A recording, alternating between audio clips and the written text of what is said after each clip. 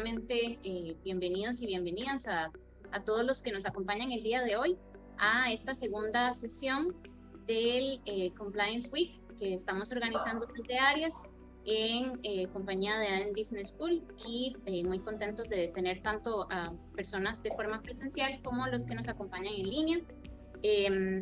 Hace un rato, a las 9 de la mañana, estuvimos conversando en nuestra primera sesión de el retorno de inversión de los temas de cumplimiento, y para esta segunda sesión queremos contarles un poquito sobre ESG y cumplimiento, una nueva perspectiva.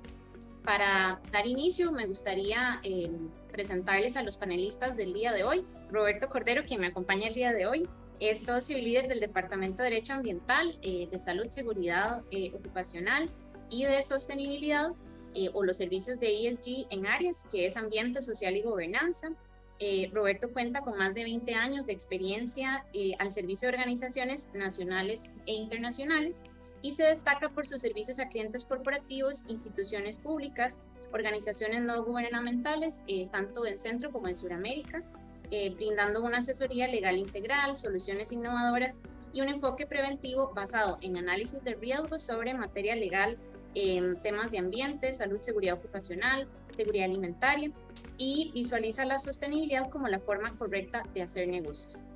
A distancia, desde España, nos acompaña el señor Máximo Martín, ingeniero industrial de profesión, es socio de G Advisory desde el 2011. Hace 24 años se incorporó al área de medio ambiente de Arthur Andersen Business Consulting, área que se integró posteriormente en el grupo Garrigues, el bufete de abogados y fiscalistas de mayor tamaño de Europa continental. G Advisory es la compañía de consultoría en energía y en ESG, que es Environment, Social y Governance, del grupo Garrigues. Máximo lidera proyectos de energía y es también el socio responsable del área de ESG y de la oficina de G Advisory en México, que presta servicio a Centroamérica, Caribe y Colombia. Toda la experiencia profesional de Máximo se centra en consultoría en dichas áreas que hemos mencionado.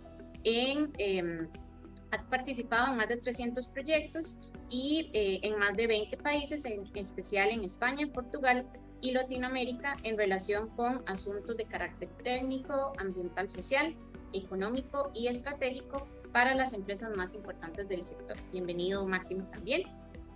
Nos acompaña por acá desde México Julio Sugasti, asociado senior en compliance en Hogan Lovells en México, como indiqué, promoviendo el cumplimiento de la normatividad aplicable en distintas industrias. Julio tiene estudios en Derechos Humanos en la Universidad de Abo en Finlandia y una maestría por la Universidad Panamericana en México. Julio es profesor de Derecho Administrativo en la Universidad Iberoamericana. Ha apoyado con la preparación de distintos artículos relacionados con temas de derecho, compliance en publicaciones tanto nacionales como extranjeras. Y por último, Javier también nos acompaña desde México. Javier es asociado de la firma Hogan Lovells, ha estado enfocado en temas ambientales prácticamente en toda su trayectoria profesional. Ha participado en diversas asesorías relacionadas con ESG para empresas de alimentos, de energía como gas natural. En relación con la reforma energética en México, ha brindado asesoría legal y trabajos de litigio relacionados con emisiones a la atmósfera. También ha participado asesorando proyectos multinacionales de oleoductos, incluyendo uno de los primeros en involucrar a autoridades ambientales, energéticas y de agua en México, así como diversas normas oficiales mexicanas en esta misma materia. Ya para dar inicio, y bienvenido Javier también, nos gustaría así arrancar de una vez en materia y volviendo con vos, Javier. El día de hoy vamos a hablar de ESG y cumplimiento. Para todos aquellos que nos acompañan en la audiencia y que tal vez no tengan muy claro qué es ESG, ¿podrías darnos una breve introducción al tema y la relevancia de la participación de las empresas en estos temas de ESG? Bueno, primero que nada, una disculpa porque estaba teniendo aquí algunos problemas técnicos, pero bueno, y también antes que nada agradecerles la invitación a Arias para participar en este panel y en el Compliance Week en general. Creo que estamos tratando de temas que son muy relevantes para todos. Y bueno, pues empezando con este primer tópico, una pequeña introducción. Les quisiera iniciar compartiendo que ESG pues es el acrónimo en inglés que se utiliza para referirse a criterios ambientales, sociales y de gobernanza. y que nos permiten mostrar el valor que las empresas generan para la sociedad, ¿no? Viene de obviamente Environmental Social Governance. El término como tal se utiliza inicialmente en un reporte de 2004 que está titulado A quien le importa gana, Who Cares Win, y que fue preparado por instituciones financieras por invitación de la ONU, ¿no? Principalmente ahí por el IFC. En otras ocasiones podrán escuchar que también se le refiere como SRI o Inversión Socialmente Responsable, que más bien es un predecesor de este ESG, y esto es derivado de la gran injerencia de los criterios ESG en el sector financiero, que vamos a estar comentando más adelante, y que es parte del bagaje y de la evolución del ESG que se ha venido dando desde los años 80, con regulaciones en materia de seguridad, medio ambiente, los 90 con el movimiento de sustentabilidad corporativa, que fue un poco criticado por temas de greenwashing, la década de los 2000 en que ya vemos esta corriente de responsabilidad social corporativa, y pues en estos últimos años que ha habido una evolución mucho más grande ya de los conceptos de ESG como tal, y que justamente pues ya es un movimiento proactivo y no reactivo como muchos de sus predecesores, ¿no? Aquí, digamos, podemos decir que los criterios ESG han ido recabando ideas de otras corrientes y tendencias, y hoy en día nos presentan ya criterios que actúan como lentes a través de los cuales los inversores, los consumidores y los reguladores interactúan con empresas medianas, grandes o pequeñas, ¿no? Y entrando un poco ya en cada uno de los rubros, empezando por environmental, el criterio ambiental se refiere básicamente a la forma en que los procesos interactúan con el planeta, y abarca hoy en día distintos temas como transición hacia una economía baja en carbono, usos de energías renovables, prohibición de plásticos de un solo uso, cambio climático, transición energética, ¿no? Entre todos estos. Y por la parte del criterio social, tenemos el foco más bien en temas de diversión e inclusión, integridad de cadena de suministro, lucha contra la corrupción, licencia social para operar, derechos humanos, prerrogativas éticas, y que justamente esto nos sirve para analizar las relaciones de las empresas con los diferentes actores, ¿no? El criterio social está ahí para ver si, por ejemplo, estas empresas exigen cumplimiento de criterios ESG a sus proveedores o clientes, promueven participación en eventos sin fines de lucro, apoyando alguna causa, generan los impactos que están generando en su comunidad, si son positivos. Les puedo decir brevemente, por ejemplo, en nuestra experiencia hemos tenido clientes que nos piden que los equipos de trabajo que van a estar con ellos tengan ciertos criterios de diversidad, ¿no? Particulares. Son este tipo de cosas que ya empezamos a ver. Y bueno, finalmente el último criterio, cuando hablamos de gobernanza o buen gobierno, nos referimos a temas relacionados con la marca, composición del consejo de administración, medición de impacto, presentación de informes, mitigación de riesgos y cumplimiento de leyes y reglamentos, ¿no? Recientemente también está cobrando fuerza cuestiones en este tema como ciberseguridad, privacidad y manejo de datos personales e inclusión financiera, que son temas ya un poco más recientes para los criterios de gobernanza. Y como pueden ver, pues bueno, estos criterios, los tres van evolucionando, se van adaptando y pues van siguiendo las nuevas tendencias tanto sociales como de avances y evoluciones tecnológicas, ¿no? Aquí es importante resaltar que la aplicación de estos criterios conlleva necesariamente un factor de reporte y de transparencia, que es muy importante para los temas de ESG, que tiene que haber una forma de analizar y de demostrar resultados y avances de las empresas en las metas y en el cumplimiento de las políticas que se pongan, ¿no?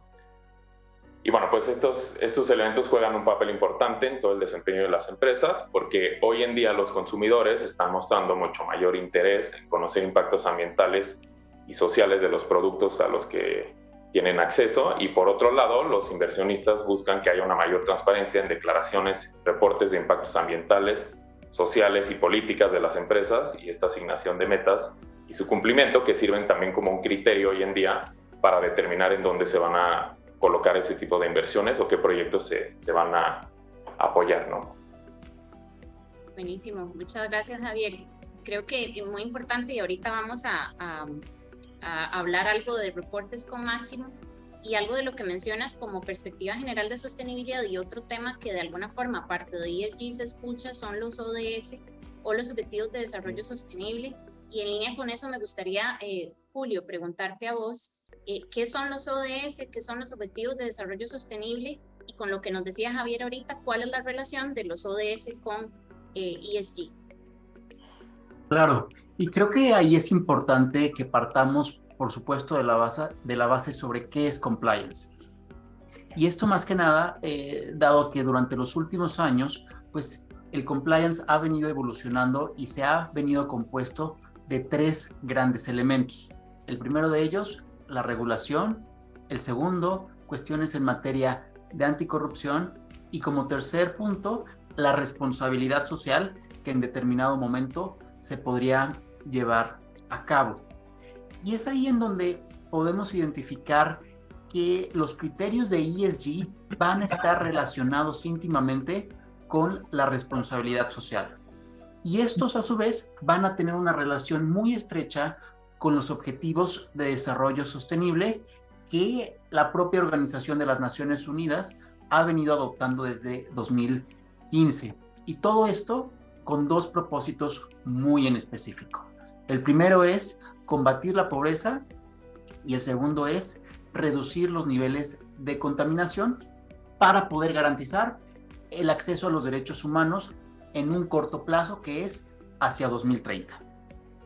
Y todo esto va a estar relacionado, por supuesto, con la adopción de estos 17 Objetivos de Desarrollo Sostenible, en los que más de 190 países han venido adoptando durante los últimos años, y así poder lograr un equilibrio entre los principios sociales, ambientales y económicos que van a estar rigiéndose en los diferentes países miembros. Y para ello, creo que vale la pena considerar cuáles podrían ser algunos ejemplos de los Objetivos de Desarrollo Sostenible. Por supuesto, uno de ellos sería el fin de la pobreza, y esto va a estar relacionado con la salud y el bienestar. De igual manera, la igualdad de género y la posibilidad de acceder a instrumentos o, en su caso, a insumos que pudieran ser útiles para toda la sociedad, como es el agua limpia y el saneamiento, pues van a ser pieza clave para poder desarrollar los objetivos que la propia ONU ha venido estableciendo. Sin duda, esto se va a relacionar, como lo comenté hace un momento, estrechamente con cuestiones de ESG. Sin embargo, vale la pena considerar que no son los mismos los ejemplos o los objetivos de la propia ONU con las cuestiones relacionadas con ESG. La realidad es que van a ser proyectos complementarios.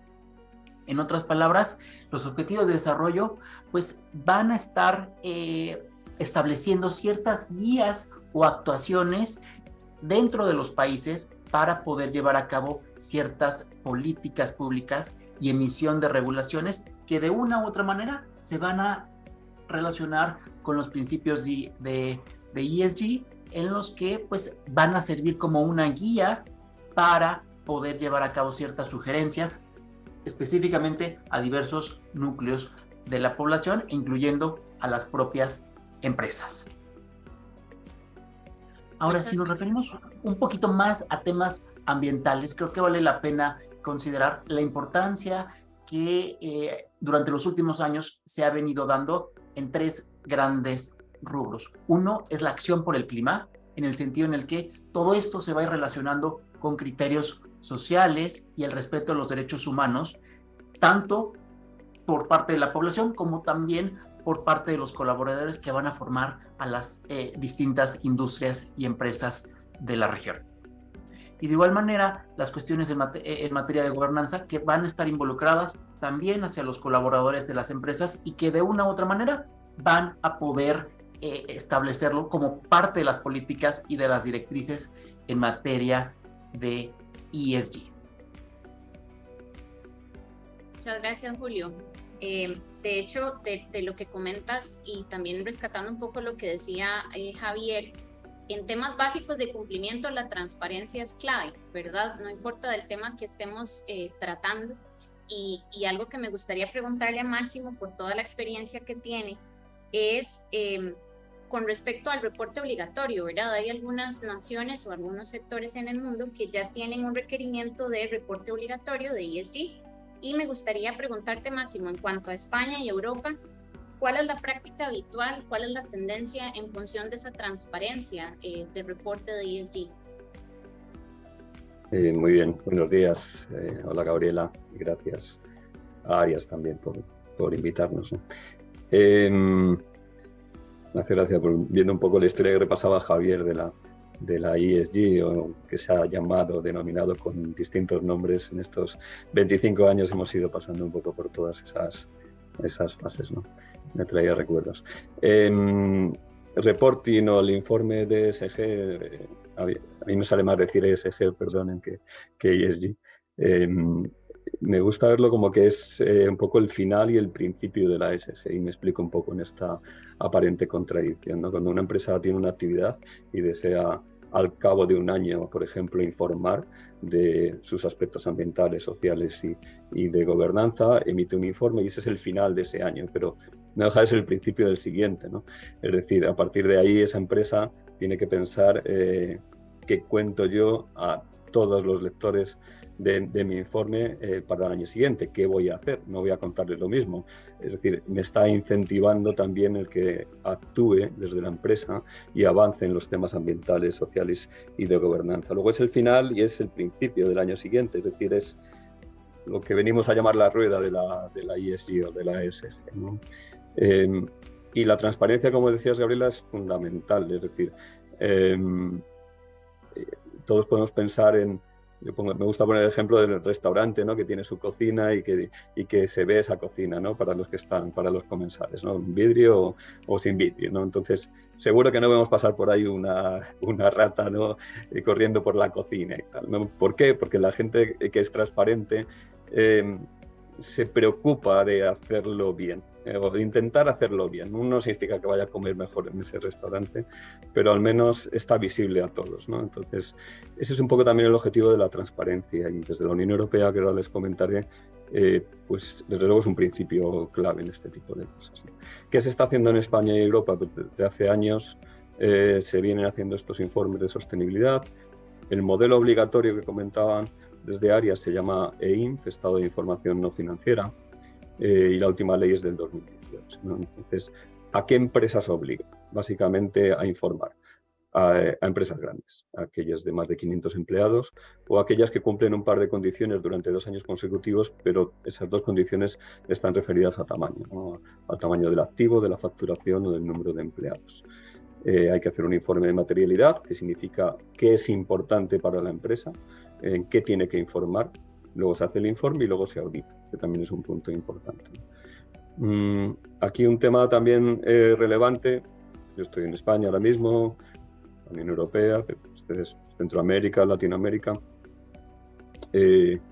La obligación de las empresas españolas y europeas en cuanto a su actividad fuera de la Unión Europea, en cuanto a su actividad en Latinoamérica en particular, pues también está ahí, ¿no? Es decir, tienen que, si una empresa como la mía, G-Advisory, pertenece a un grupo que se llama Garrigues, que son abogados, 2.000 empleados, tiene actividad en 13 países, México, Colombia, etcétera, incluidos, pues en nuestro informe, en nuestro estado de información no financiera, tenemos que informar sobre también todas las actividades que tenemos en todos esos países, siempre de carácter ambiental, social, gobernanza, ¿no? Si ustedes van a Internet y miran pues, las principales empresas, por ejemplo, que cotizan en el IBEX 35, pues, Acciona, Iberdrola, bancos como Santander, BBVA, todos están informando sobre todas esas filiales, ¿no? Luego, si alguno de ustedes pertenece a alguna, de los que nos están escuchando, a alguna filial de estas empresas en Costa Rica, por decir algo, pues seguro que la información de esa filial se está volcando en ese informe consolidado que se hace, en este caso desde España, la Unión Europea en general. ¿Qué obligaciones vienen? Y un poquito me gustaría comentarles esto, porque pienso que es una tendencia general en el mundo, ¿no? Hay una obligación en la Unión Europea de taxonomía, que se llama la taxonomía, define qué actividades son ambientalmente buenas, se llama elegibles o no.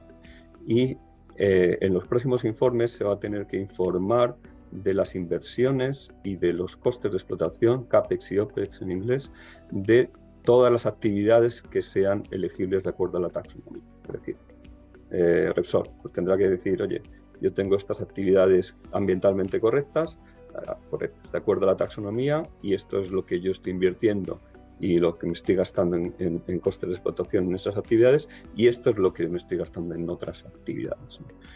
Nuevos estándares de GRI Global Reporting Initiative, como sabrán, es el estándar que más se aplica a nivel mundial para este tipo de informes. Pues vienen nuevos estándares ya aplicables en 2023.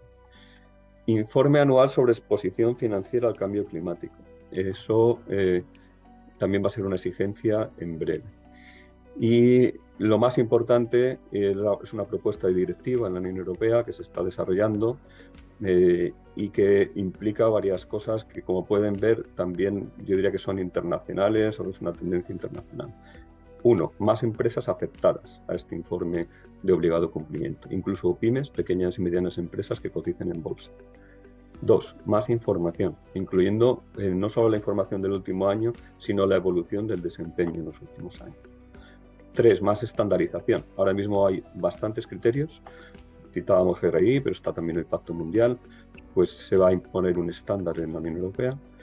Y 4. Más accesible y en formato digital. Esto es curioso, ¿no? Es decir, que todo el mundo pueda ver un informe y que esté en formato digital, para que, por ejemplo, alguien, si quiere recopilar los datos del sector minero, pues elija todos los estados de información no financiera, todos los informes del sector minero y diga, pues bien, este es un poco el camino que lleva el sector minero. Entonces, vienen cada vez más obligaciones. Esta es la tendencia clara que vemos desde hace mucho tiempo y pensamos que van por aquí los tiros, ¿no? En las empresas se tiene que ir preparando cada vez más, ¿no? Sobre todo las grandes, pero como pueden ver también para las medianas van llegando este tipo de obligaciones. Muchas gracias, Máximo. Qué desafío tan importante, ¿verdad? No solo para las propias empresas grandes, sino también, como mencionabas, donde va como en cascada cayendo a otros. Y sobre este tema también quisiera preguntarte a vos, Julio. Ya Máximo nos ilustró un poco la tendencia europea y los requerimientos en España. En Estados Unidos, ¿cuál es la situación? ¿Cuál es la tendencia con respecto a estos temas? Claro, Gabriela. Y creo que es importante hacer una comparativa entre lo que nos ha venido exponiendo Máximo, en el sentido en el que, a diferencia de lo que sucede muchas veces en Europa, en Estados Unidos, desde nuestro punto de vista, las empresas americanas han sido un poquito más renuentes en considerar aquellos principios aplicables en materia de ESG. Todo esto en muchas ocasiones en la relación que pudieran llegar a tener con terceros. Y todo esto trae consigo pues, que estén las empresas pues, con un mayor riesgo latente en las relaciones que pudieran llegar a tener con terceros, inclusive con los conocidos como stakeholders, que van a ser, y nos referimos específicamente a los inversionistas, bancos, cadenas de suministro y en general a los clientes, pues que de una u otra manera también van a exigir que se cuente con esta aplicación de principios de ESG para poder llevar a cabo de mejor manera pues las relaciones comerciales que se pudieran llevar a cabo.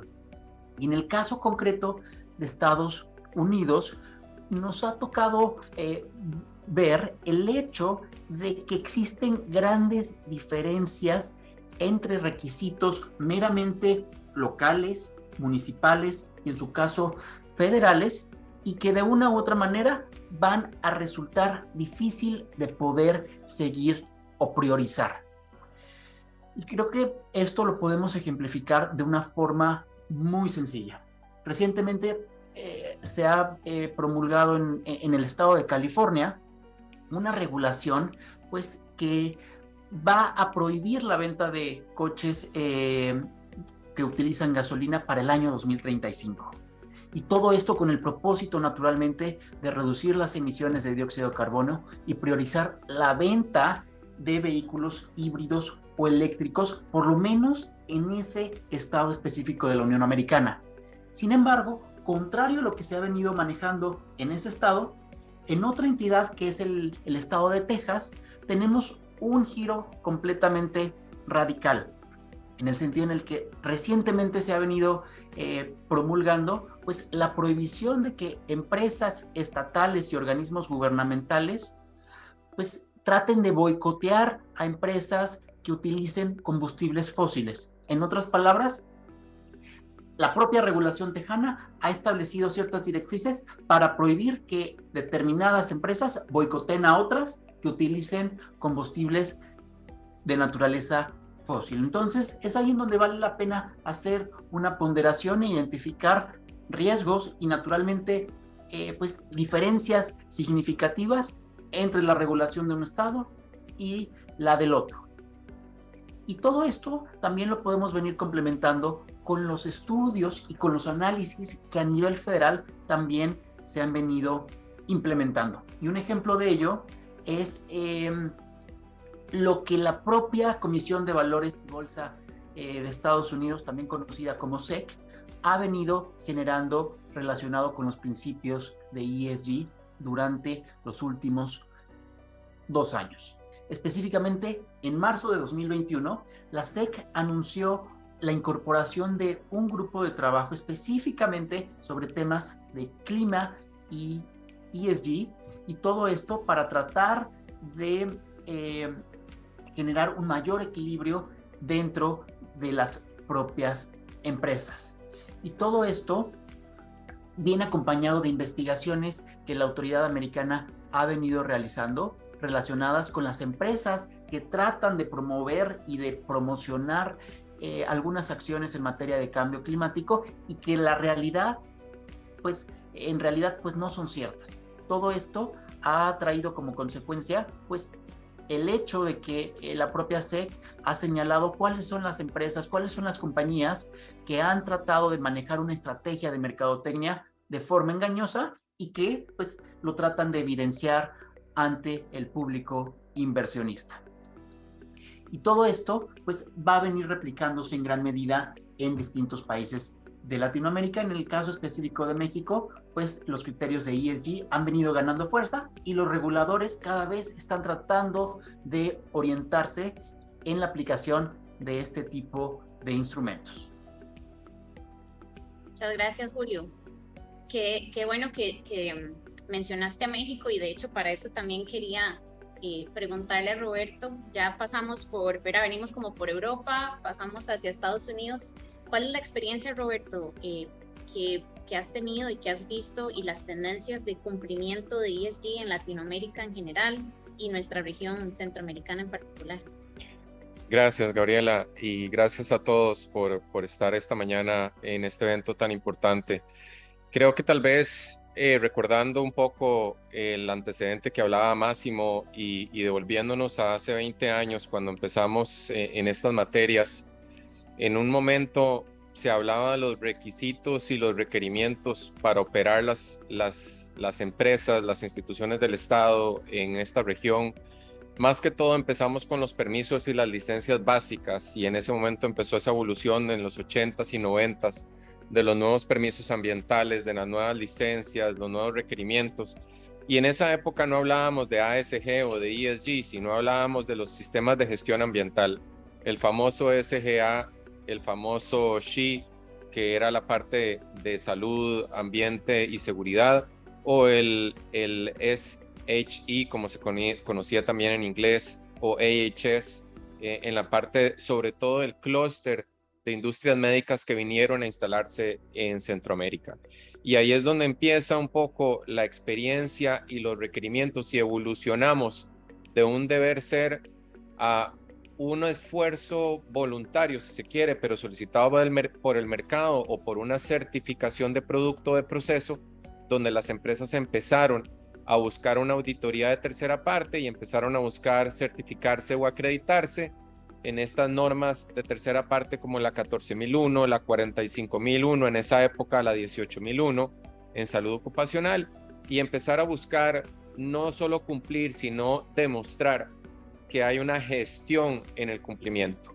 Y esta gestión del cumplimiento que muchos vivimos en esa época como auditores y como asesores es lo que nos lleva a la evolución que tenemos hoy en día, y a encontrar hoy en día ya no temas de sistemas de gestión ambiental o de sistemas de gestión integrados, que fue la evolución después de meter no solo el tema ambiental, sino el de salud ocupacional, el de seguridad alimentaria y el de responsabilidad social, una plataforma que podría entonces reportarse como un esfuerzo de sostenibilidad. Y creo que mucho de lo que mencionaba Julio, que ha venido pasando en Estados Unidos y que mencionaba Máximo, que es el futuro del reporte de materialidad, lo vivimos con algunas empresas transnacionales que se vinieron a instalar y que dentro de sus requerimientos pedían cumplir con normas de emisiones del aire de California como una meta que se ponían, siendo que era el estado de mayor avance en temas de control de emisiones. Otras con requerimientos de Colombia o requerimientos de México, porque su casa matriz, como decía Máximo, y creo que es muy valioso rescatar, les obligaban también a reportar su conducta o su comportamiento en Centroamérica de cara a la normativa de sus países de origen.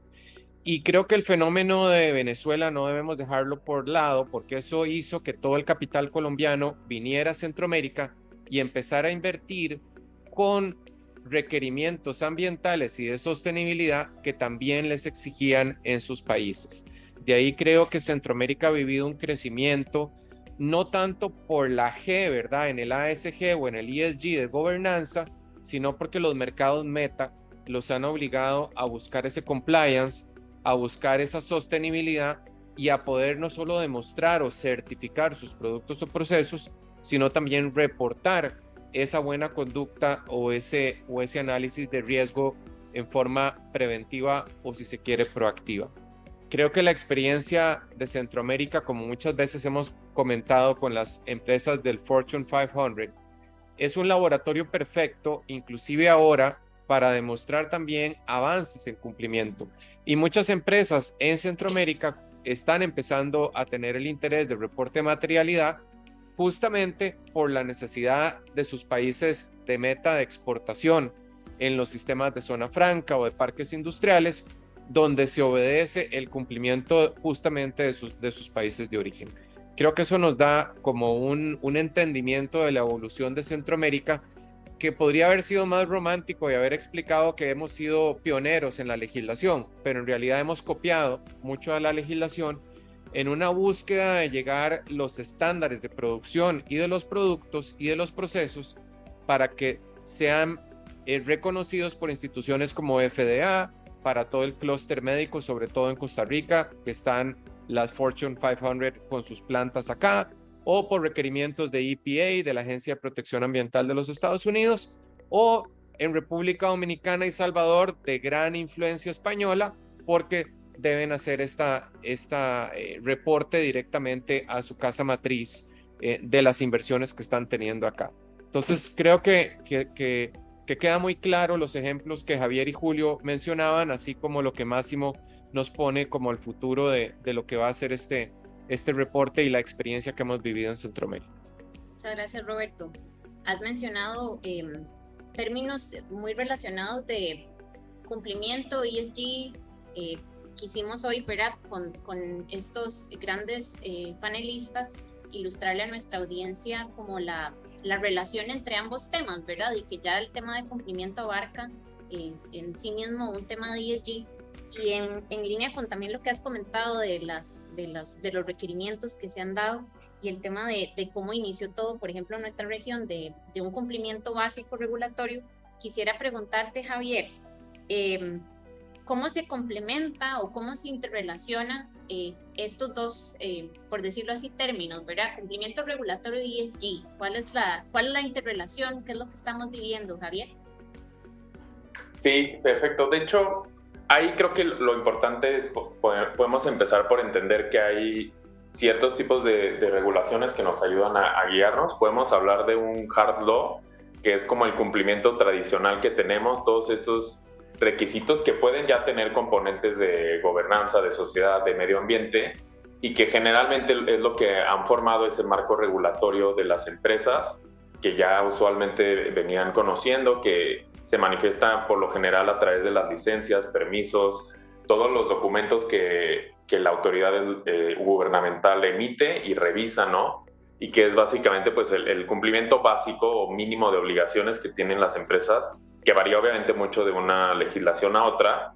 Y por otro lado tenemos este aspecto de soft law, donde entra el ESG principalmente, y que son políticas ya de cumplimiento inicialmente voluntario y que es obviamente donde están todos estos elementos que hemos platicado, como los objetivos de desarrollo sostenible que comentaba Julio, muchas de las políticas que tenemos en la Unión Europea, y que, bueno, obviamente este tipo de políticas o de cumplimiento voluntario, ¿no? Que incluyen también certificaciones como ISO, CEMEFI, ¿no? Inclusive podemos hablar de tratados internacionales con protocolo de Kioto. Que sean de cumplimiento voluntario no significa que no estén ya permeando en lo que sí es hard law, ¿no? Dependiendo de las regulaciones y las legislaciones en las que estemos, ya muchas tienen ciertos componentes de ESG muy marcados, ¿no? Como estamos hablando justamente de la regulación que acaba de salir en California, ¿no? Que esto es un claro ejemplo de algo que ya va a ser hard law y que está influenciado evidentemente por un componente ambiental, ¿no? De ESG. Y nosotros también podemos hablar un poco de lo que se le conoce como crowd reg o regulación social, que es este aspecto que podemos considerar como la parte en la que el consumidor y votante, que es lo que digamos también jala un poco a los gobiernos, está empujando a las empresas a implementar estas políticas, ¿no? Es un crowd reg en el sentido en que cuando una empresa voltea y ver que su base de consumidores está teniendo un interés particular en cuestiones ambientales, a lo mejor de sustentabilidad, reciclaje, reducción de residuos, pues eso también empuja y jala a las empresas a cambiar esta forma de ver las cosas, ¿no? Implementar estas nuevas políticas.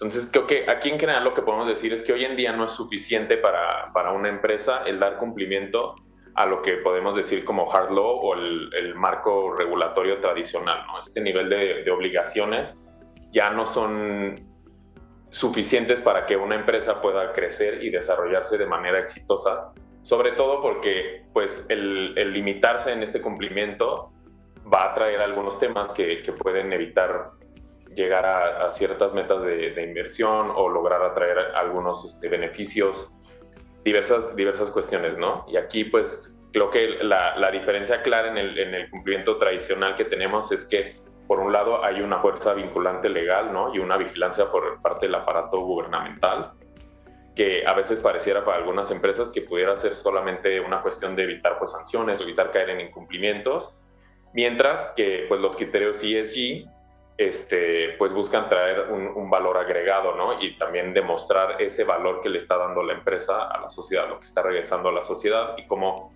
la empresa se puede relacionar de manera exitosa con su comunidad, con el medio ambiente, mientras continúa generando, obviamente, pues, utilidades, manteniéndose con operaciones exitosas, ¿no?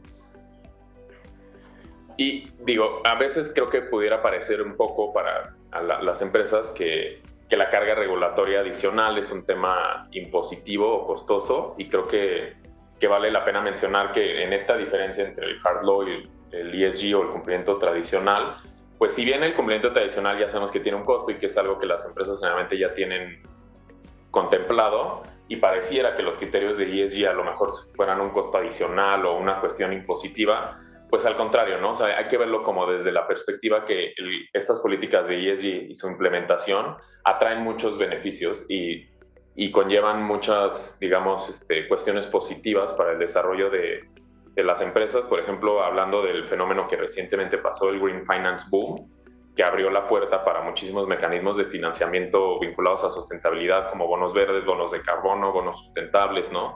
Este tipo de instrumentos que ayudan a las empresas en el desarrollo económico y que se han vuelto además un criterio muy importante para las inversiones, ¿no? O sea, los inversionistas tienen puesto el foco totalmente en quiénes no están dando cumplimiento a políticas de ESG, quiénes tienen estas metas. Y por dar un ejemplo, las financieras hoy en día que manejan fondos de pensión en Estados Unidos están muy interesadas en tener unos rendimientos a largo plazo y en hacer inversiones que sean sostenibles a largo plazo, por lo que ponen la mira en empresas que tienen este tipo de políticas implementadas, porque son mucho más seguras hacia el largo plazo y prefieren eso sobre un beneficio a corto plazo, ¿no? Que a lo mejor pudiera venir de una empresa que no esté involucrada en esta clase de temas. Aquí como un dato que pudiera ser relevante y que creo que nos puede demostrar la influencia que están teniendo estos temas, en un reporte reciente del US Forum for Sustainable and Responsible Investment, el foro de inversión sustentable y responsable de Estados Unidos, se identificó que en 2019 se hicieron inversiones por un monto de 17 trillones de dólares, considerando como un punto clave los criterios de ESG. Es decir, o sea, estas 17 trillones de dólares se invirtieron porque había proyectos que tenían temas de ESG, siendo que en 2017 el monto había sido de 12 trillones de dólares. O sea, estamos viendo obviamente una evolución aquí enorme que está permeando muchísimo en todas las cuestiones financieras, ¿no? Entonces creo que en general, digo, para cerrar un poco este tema, la diferencia está entre ir un poco más allá del cumplimiento mínimo regulatorio, pero que también el ir un poco más allá es lo que va a traer beneficios reales para las empresas, más allá de simplemente evitar una sanción, sino atraer inversión, atraer consumidores, atraer negocio, ¿no? Tienes toda la razón, Javier. Ahora creo que Roberto lo mencionaba, el cumplimiento tradicional, el ir más allá, el de requerimientos.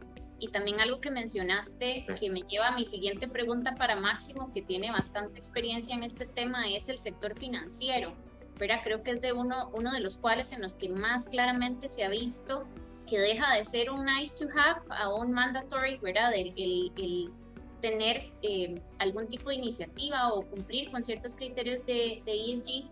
Y me gustaría entonces, Máximo, que pudieras comentar con la audiencia en la experiencia que tenés y que tienen en G-Advisory como asesores de diversos bancos en la región latinoamericana, ¿cuáles son esos requerimientos y cuáles son las tendencias que han visualizado? Muy bien. Pues efectivamente ata un poco con lo que comentaba Javier, hard law, soft law, ¿no? Y cómo ese soft law al final puede ser obligatorio, como dices, ¿no? Nosotros cuando empezamos a asesorar en proyectos especialmente de energía, ¿no? Desde hace ya muchos años a bancos, pues éramos el asesor técnico, el ingeniero independiente que se llama en ocasiones, y nos sorprendió ver, ya hace muchos años ya digo, que se requería también un asesor ambiental social. Eso en Europa no sucedía, ¿no? Entonces hay dos figuras, que muchas veces las hacemos los mismos, pero son dos figuras. Y ese asesor ambiental social trabaja sobre todo para bancos multilaterales, estamos hablando del Banco Mundial, especialmente en América, el Banco Interamericano de Desarrollo, pero también se fueron sumando todos los bancos de desarrollo. Por ejemplo, desde Europa se financia mucho también en América, pues Cofides es el Banco de Desarrollo Español, DEG el alemán, Proparco el francés, FMO el holandés, el Banco Europeo de Inversiones, multitud de bancos. ¿Y qué hacen estos bancos? Pues ya desde hace años aplican un estándar que se llama el Performance Standard, son normas de desempeño del IFC, ¿no? Del Banco Mundial. Y este estándar pretende un poco unificar los criterios que hay que tener en cuenta cuando un inversor privado decide acometer un proyecto en algún país en desarrollo. Y esto sucede también un poco en línea con lo que decía Javier, porque claro, tenemos muchos países y cada uno tiene su normativa nacional y cada uno tiene su listón en esto de la ESG donde ha considerado oportuno, ¿no? Pero algunos están pues, por debajo de lo que se requiere desde el Banco Mundial. Y entonces estas normas, que son 8 normas, pues son las que seguimos los asesores, los que revisamos en todos los proyectos para ver que se cumplen esos mínimos, ¿no? ¿Qué preocupa más a los bancos dentro de esas normas? Y es un poco nuestra experiencia. Un tema claro es la población local y las comunidades indígenas, ¿no? Podríamos poner muchos ejemplos, ¿no? Pues, los ejidatarios en México, en la zona de Oaxaca, donde hemos tenido proyectos, la comunidad Wayuu en La Guajira, en Colombia, donde siempre vemos, no siempre, pero en muchas ocasiones, oposición social a los proyectos, ¿no? En muchas ocasiones lógica, porque acepta su modo de vivir, pero también en muchas ocasiones estamos viendo que se utiliza como arma de negociación también para tratar de conseguir pues, todo lo posible, ¿no? Para que se instale, si se instala el proyecto allí, pues conseguir el máximo número de beneficios posible, ¿no? Hace falta planes muy sólidos de comunicación, de relacionamiento con las comunidades locales.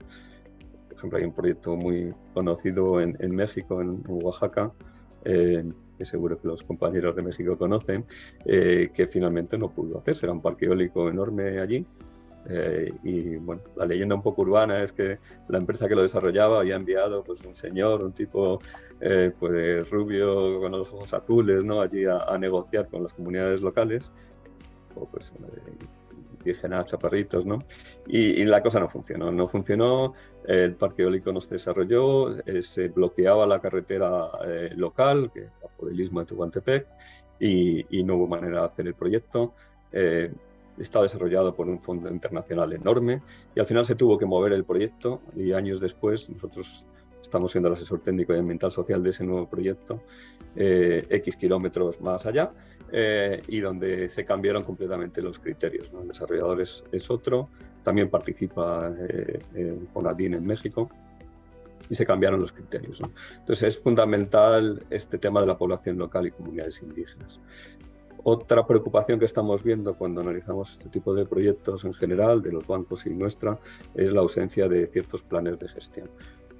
Esta normativa es muy exigente en cuanto a planes de gestión ambiental social, de emergencias, de seguridad y salud, etc., ¿no?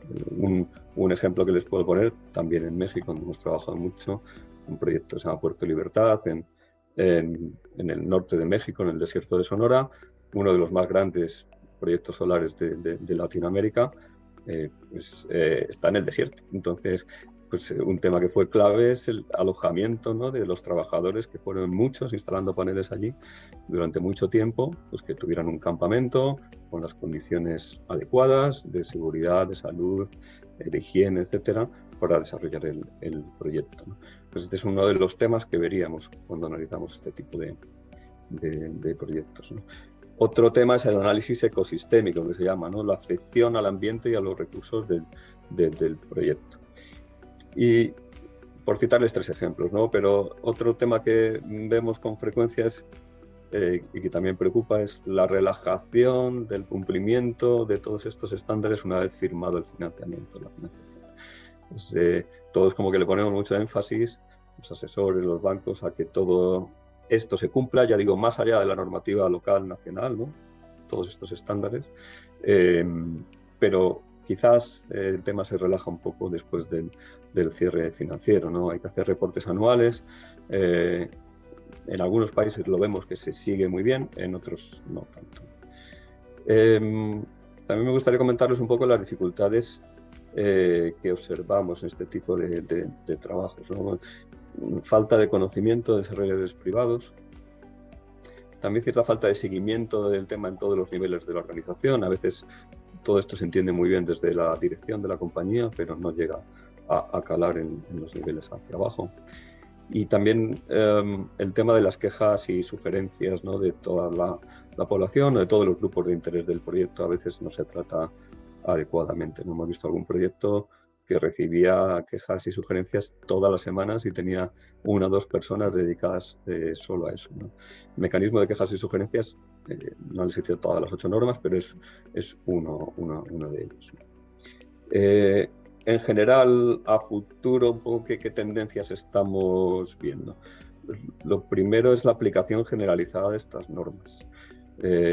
Y esto es muy importante, es decir, no solo los bancos multilaterales que les citaba de desarrollo, los bancos comerciales están sumando a esta aplicación de las normas. Si sumamos, por lo tanto, el volumen de inversión asociado a estos proyectos es enorme. Hay que pensar que el Banco Interamericano de Desarrollo financia probablemente los proyectos más grandes en el sector energético y en otros, ¿no? Y en países donde existe cierta complejidad y a lo mejor todavía no ha entrado tanto la banca comercial. Con lo cual hablamos de inversiones enormes, de proyectos muy significativos, y que del hard law famoso que comentábamos antes se supera y entramos en el cumplimiento de otra serie de estándares más elevados para que esos proyectos lleguen a desarrollarse, ¿no? Esa es la importancia del asunto, ¿no? Una tendencia que también me gustaría comentarles que vemos en el mundo en general es que este tipo de análisis incluyan la evaluación del riesgo climático. Eso hasta hace poco era pues, algo que uno podía hacer de una manera cualitativa. Por ejemplo, nos llegaba hace poco un proyecto de un hospital en Panamá, ¿no? Hace años se hubiera planteado de una manera cuantitativa. Oye, pues mira, si el hospital está cerca del mar, puede subir el nivel del mar en un futuro, o puede haber más huracanes, no sé. Pero ahora se está haciendo de una manera cada vez más cualitativa, tratando de identificar cuál es la probabilidad de ese riesgo y cuál es el impacto de ese riesgo. Se ha desarrollado una herramienta a nivel mundial, por ejemplo, que se llama Atlas, pueden encontrarla en Internet, donde los escenarios futuros de Naciones Unidas de cómo va a evolucionar el cambio climático, por ejemplo, la temperatura en la Tierra, ya se llevan a nivel regional. Uno pincha en ese atlas en Centroamérica, por ejemplo, y con 2 grados centígrados de subida de temperatura futuro, una ya ve qué efectos va a tener sobre las distintas variables climáticas en Centroamérica. Pero luego eso, distintas entidades lo estamos aterrizando todavía más a nivel del proyecto, cómo va a evolucionar la temperatura, la hidrología, cualquier variable, y cómo puede reaccionar ese proyecto a futuro. Pues el hospital pues, tiene que tener una estructura más robusta, tiene que estar no tan cerca del mar, en una zona un poco más elevada, mil cosas, medidas mitigantes que se pueden acometer. Y otro último tema que les quería comentar en cuanto a tendencias en este tema, y también por mostrar un poco la dificultad de este asunto a veces, ¿no?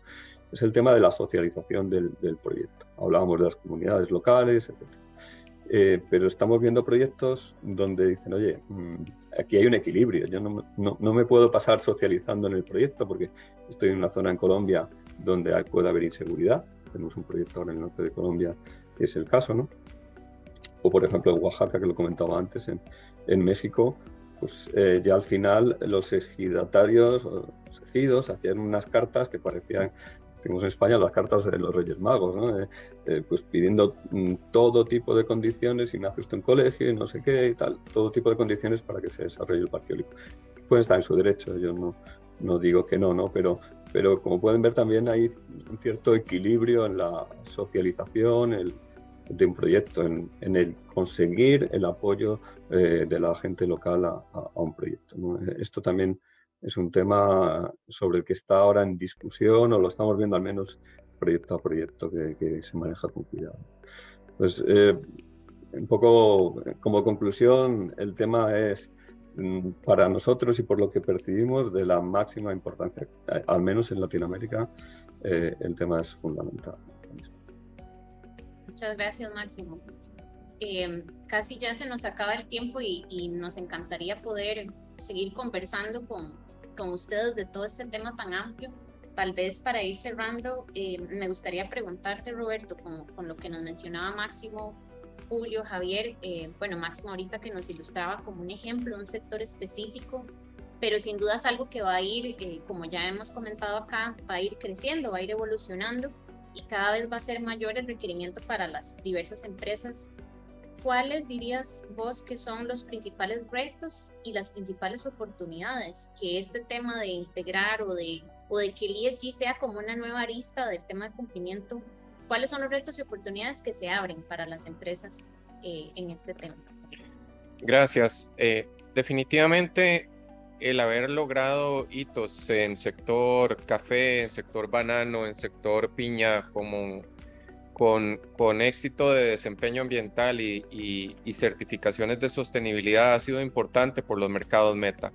Y creo que eso seguirá en crecimiento por los requerimientos específicos de esos mercados y de esos productos, tanto desde el punto de vista social, que hablaba ahorita Máximo, desde el punto de vista de la normativa hacia los mercados que se necesitan, y el componente de socializar el proceso de producción y el proceso de crecimiento de los sectores económicos. Creo que uno de los temas que están fuera del radar cuando hablamos de la S específicamente es el tema que nos va a afectar en Centroamérica y que nos está afectando esta temporada de lluvias, de las migraciones climáticas. Y las migraciones climáticas, lo que hemos visto en estas semanas de inundación, de deslizamientos, de erosión, no se toman en cuenta cuando se hacen esas grandes inversiones. Se toman en cuenta las comunidades indígenas que mencionaba Máximo, se toman en cuenta la resistencia de las poblaciones a una producción de un cultivo específico, se toma en cuenta el valor socioeconómico de generar el trabajo, pero el impacto climático que vamos a tener por los efectos innegables del calentamiento global, de las precipitaciones violentas que hemos tenido en este año de la Niña, con el efecto en lluvias en las últimas semanas, es innegable que va a ser un reto. Y ese ejemplo que ponía Máximo del hospital, ya lo estamos viviendo en muchos de nuestros países, donde algunos requerimientos ya no vienen por la licencia ambiental o por el permiso, vienen por tema de continuidad de negocio y vienen por un tema de aseguramiento de esa inversión. Ya hay herramientas que establecían los compañeros de Hogan's desde criterios de inversión de Estados Unidos como SEC, pero creo que hay que entender la tropicalización necesaria de esas herramientas para nuestra región y los efectos directos que van a causar hacia el futuro. Entonces creo que eso es vital, el entender que la parte de gobernanza tendrá que crecer aceleradamente para responder a las necesidades de la S en la parte social y continuar con los requerimientos de la A o de la E en sentido de los requisitos ambientales. Así que creo que por ahí no debemos dejar de lado el efecto climático que va a tener sobre estas necesidades. Tal vez aprovechando, tenemos una pregunta de la audiencia que va tal vez como en línea con eso, Roberto. Te quería preguntar si consideras que la recompensa, digamos, de mercado que puede traer para una empresa va a ir evolucionando de algo que se pudiera percibir como reputacional a algo, digamos, más como una recompensa real de mercado. Claro, ya no estamos con el típico sello o la etiqueta verde del producto que es tan cuestionada por el greenwash, sino ahora estamos hasta con el código QR en el producto que está vinculado a un análisis de ciclo de vida del producto, a un análisis de su huella de agua, de su huella de energía y que debe tener esa trazabilidad para no simple y sencillamente colocarlo en la sección de productos ambientales o ecológicos, sino que realmente haya contenido, porque el consumidor global en este momento, tanto europeo como de Estados Unidos, obliga a que sus productos tengan esa trazabilidad. Y creo que eso va a ser fundamental, no solo desde el punto de vista de ciclo de vida, sino desde el punto de vista de poder comprobar año con año, como se hablaba del reporte de materialidad, la continuidad de esos esfuerzos. Qué importante y nuevamente creo que todo lo que han expuesto ustedes hoy pone sobre la mesa el que ya el ESG no es una moda, no es, como decíamos, algo como para presumir o para que parezca o porque es una tendencia vacía, sino que realmente hay ya un requerimiento de muchas partes de los mercados, de las organizaciones, de los inversionistas, de que realmente el tema de ESG ya deja de ser eso y empieza a ser algo obligatorio, ¿verdad? En muchas de nuestras organizaciones y de la experiencia que nos han compartido. Quisiera darle las gracias a Roberto, Máximo, Julio, Javier, por ser tan claros y concretos. Creo que, y esperamos que a nuestra audiencia les haya quedado bien claro e ilustrado todo lo que quisimos comentarles hoy con ESG y esta nueva perspectiva de cumplimiento. Antes de cerrar la sesión de hoy, nada más queríamos primero invitarles, mañana es el último día de nuestro Compliance Week en Arias.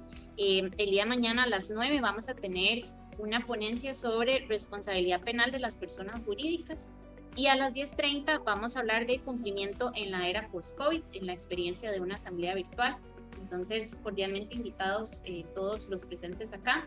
La grabación de esta sesión va a quedar colgada en nuestras redes de forma posterior, así que también para los que no pudieron verla de forma completa, pues luego se los vamos a compartir. Y lo último, antes de terminar, nosotros ahorita estamos en ADEN Business School y ellos, como parte del apoyo que nos están dando para realizar este evento, nos están ofreciendo a todos los presentes una beca del 45% en los programas, el especializado en compliance y la maestría en compliance. Vamos a estarles compartiendo esta información también y le agradecemos a ADEN Business School no solo por facilitarnos las instalaciones donde estamos ahorita, sino también pues este beneficio que está dando a los asistentes. Así que nuevamente muchas gracias Roberto, gracias a los que nos acompañan acá de forma presencial y de forma virtual, y en especial también a Máximo, Javier y Julio que nos acompañan de diversas partes del mundo. Que pasen muy bonito día y nuevamente gracias por estar con nosotros.